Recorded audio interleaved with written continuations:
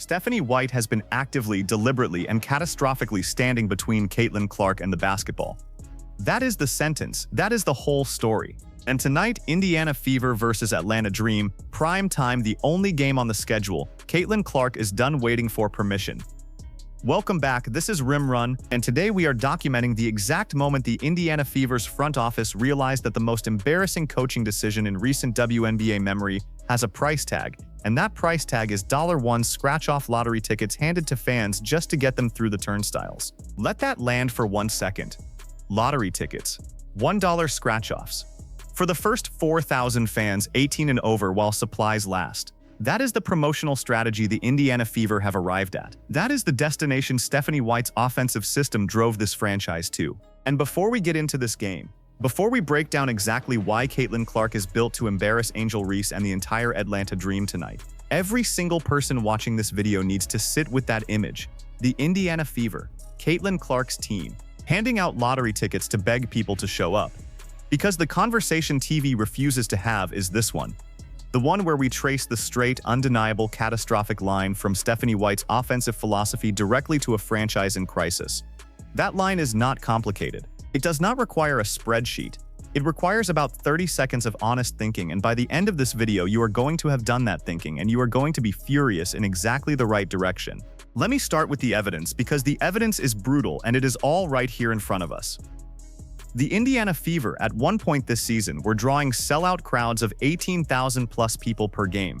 18,000. That number is not random. That number is Caitlin Clark. That number is what happens when you give the most electrifying offensive player in the WNBA the basketball and let her play her game. Logo threes, drive and kick, 14 assists in a single game, 21 points on what was described as an off night. 21 points and 14 assists in a performance that was considered below her standard. Let that sink in. 21 and 14, below her standard. That is the player we are talking about. That is the engine sitting inside this franchise. And Stephanie White looked at that engine and decided the car needed a different transmission.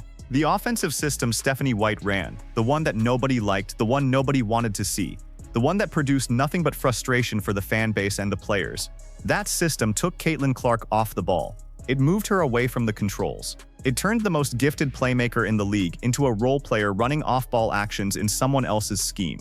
And the results were exactly what you would expect when you take a Formula One car and make it idle in a parking lot.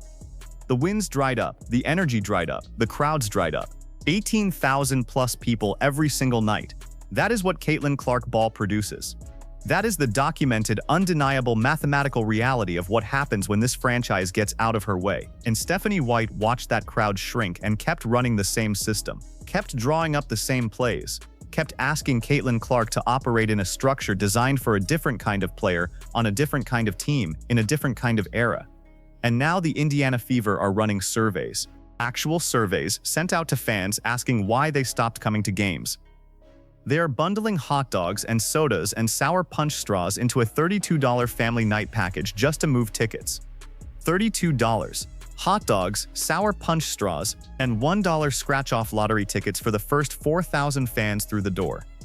I want you to think about the organizational psychology required to arrive at lottery tickets as a fan retention strategy when you have Caitlin Clark on your roster. Think about the chain of decisions that had to fail in sequence for a franchise holding the most valuable individual asset in the WNBA to end up giving away scratch-offs. That is not bad luck. That is not circumstance. That is the direct, traceable, unavoidable consequence of Stephanie White's offensive system choking the life out of the product on the floor. The Fever did not lose their crowds because the market dried up. The market was 18,000 strong. The Fever lost their crowds because the product on the floor stopped being Caitlin Clark ball and started being Stephanie White ball. And Stephanie White ball, I am going to be entirely clear with you right now, is something that nobody, not the fans, not the players, not any honest analyst watching this team, has wanted to see. Now here is where the story shifts. Because the Indiana Fever have apparently, finally, started to figure it out. The last stretch of games, playing Caitlin Clark ball, running her style, putting the basketball in her hands and letting her wheel and deal, has produced straight wins. The correlation is that clean. Caitlin Clark ball equals wins. Stephanie White's system equals empty seats and lottery tickets. That is the entire equation. There is no complexity here that the establishment wants to pretend exists. And tonight, Indiana Fever versus Atlanta Dream, this is the proving ground. This is the game where Caitlin Clark gets to remind everyone, including every single person in that building who needed a scratch-off ticket to show up, exactly what she is. She is not the icing on the cake. She is not a needle mover. She is the needle. She is the whole cake. She is the reason this franchise exists in the cultural conversation it occupies right now. And the moment Stephanie White gets out of her way and lets her operate, the results are immediate and they are undeniable. Let me walk you through exactly what this game requires, because the keys to victory tonight are specific and they are traceable to everything that has gone wrong under Stephanie White's watch. The first and most critical key is keeping that basketball in Caitlin Clark's hands, not running her off screens, not hiding her in the corner, not designing a system where she is a spot-up shooter in someone else's offense. Caitlin Clark needs to be the engine. She needs to be driving and thriving, pulling up from the logo, finding cutters, creating chaos for the defense with her pace and her tempo and the electricity she generates every single time she touches the ball.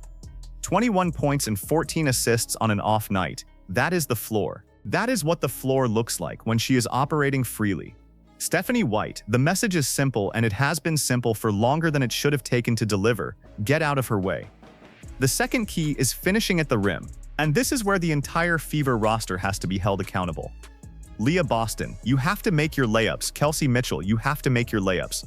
Lexi Hall, same message. Monique Billings, and I say this with genuine concern, please make your layups. These are professional basketball players. Caitlin Clark is going to create open looks. She created 14 assists in one game. She is going to find people. The absolute soul-crushing waste of a Caitlin Clark assist is watching the recipient miss a wide-open layup. It happened in the first quarter of the last game. Clark missed a couple herself. Felt like fouls that weren't called. But the answer is the same regardless. Make the layup. Make the finish. You are professionals. The opportunities are going to be there. Convert them. The third key is the backcourt battle. Caitlin Clark and Kelsey Mitchell against Ryan Howard and Alicia Gray. This matchup is a major deal in this game. In the previous meeting between these two teams, Ryan Howard was, to put it plainly, absolutely putrid. He was not a factor. When the Dream's backcourt is neutralized, when at least one of Ryan Howard or Alicia Gray is kept quiet, the entire Atlanta offense collapses into Angel Reese trying to create, and that is a catastrophic situation for the Dream. Because Angel Reese trying to create points off her own offense is not a reliable strategy. It is a prayer. And if you are sitting anywhere near the basket when Angel Reese is attempting a contested layup, take cover, because that ball is going somewhere unpredictable. The Fever's backcourt won that matchup last time. They need to win it again tonight. The fourth key is Leah Boston on Angel Reese. And let me be entirely clear about this matchup, because it is not as close as the hype suggests. Angel Reese has a motor. She plays hard every single possession, every single night, and you have to respect that effort. But Leah Boston is a more talented basketball player. She is more skilled, more refined, more complete. And in this matchup, talent wins when it shows up fully. Leah Boston needs to take Angel Reese down into the post and make her pay. Reese cannot handle Boston on the block. That is not a controversial statement. That is a matchup reality. Boston needs to dominate that pairing, score in the post, draw fouls, and make Reese's defensive assignment a nightmare from the opening tip. The fifth key is defensive structure, and this is where Stephanie White's fingerprints are most damaging.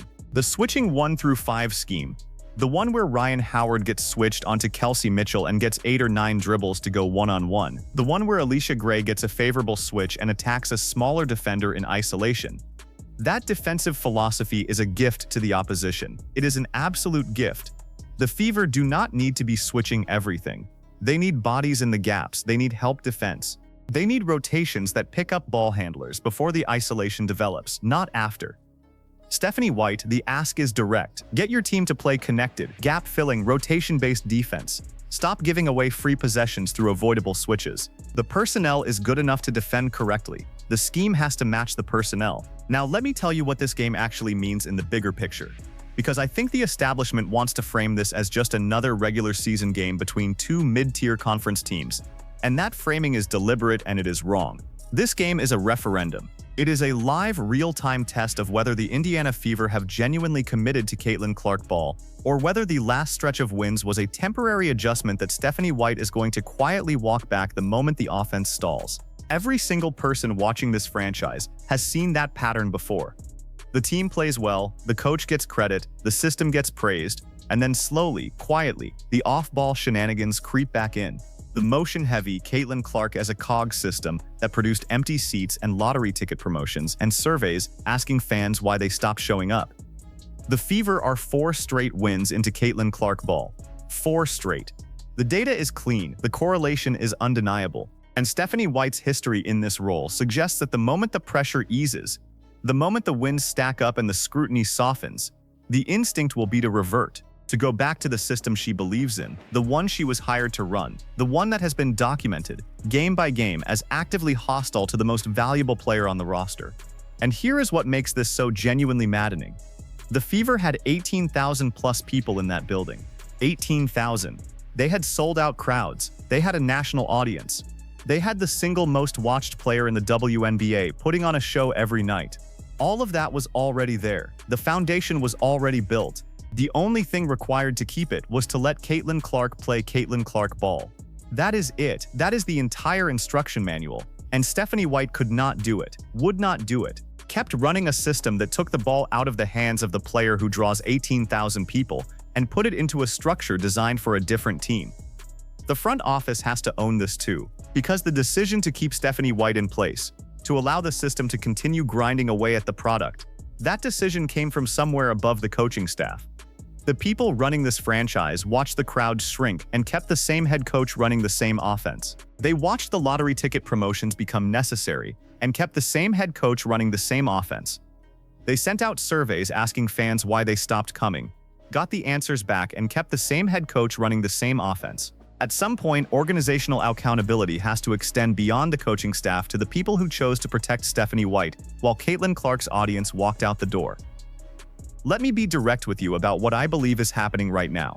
The 4-game winning streak on Caitlin Clark ball is not a coincidence. It is not a hot streak. It is a proof of concept that has been available to this franchise since the moment Caitlin Clark arrived. The proof has been sitting there, undeniable and glaring, and Stephanie White spent a significant portion of this season refusing to look at it.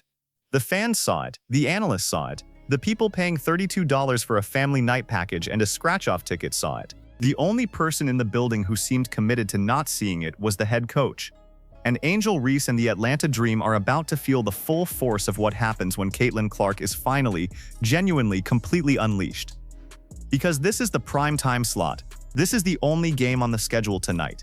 This is the moment where everything the Fever have been building over these 4 straight wins gets its biggest test. And Caitlin Clark, 21 points and 14 assists on an off night, the best playmaker in the business, does not lose these moments when she is allowed to be herself. I am going to put my name on this. If the Indiana Fever continue to run Caitlin Clark ball, if Stephanie White stays out of the way and keeps the basketball in Clark's hands, this team wins tonight, and this team continues to win at a rate that makes the lottery ticket era look like a fever dream. But if Stephanie White reverts, if the off-ball shenanigans creep back in, if the switching 1-5 scheme returns and Ryan Howard gets 8 dribbles in isolation against Kelsey Mitchell, come back here and find this video because I will have been wrong, but I am not wrong. The pattern is too clean. The 4-game sample is too clear. Caitlin Clark ball works, Stephanie White's system does not. And the only reason we spent any portion of this season pretending otherwise is because the establishment decided to protect a coaching decision that was costing this franchise its audience one scratch-off ticket at a time. Caitlin Clark is in that building tonight. Prime time, the whole cake, not the icing, the whole thing. And she is going to remind every single person watching, including everyone in the building who needed a lottery ticket to show up, exactly why this franchise, this league, this entire conversation exists. Drop your most honest take in the comments right now. Is Stephanie White the single biggest obstacle standing between the Indiana Fever and a deep playoff run? Or is the system fixable if she just commits to Caitlin Clark ball and never looks back? Pick a side, commit to it. I want every opinion that is willing to go on record. Hit the notification bell because this story is not over. The Fever's commitment to Caitlin Clark ball is going to be tested every single game from here, and when it breaks, you are going to want to be here for that video. We will see you in the next one.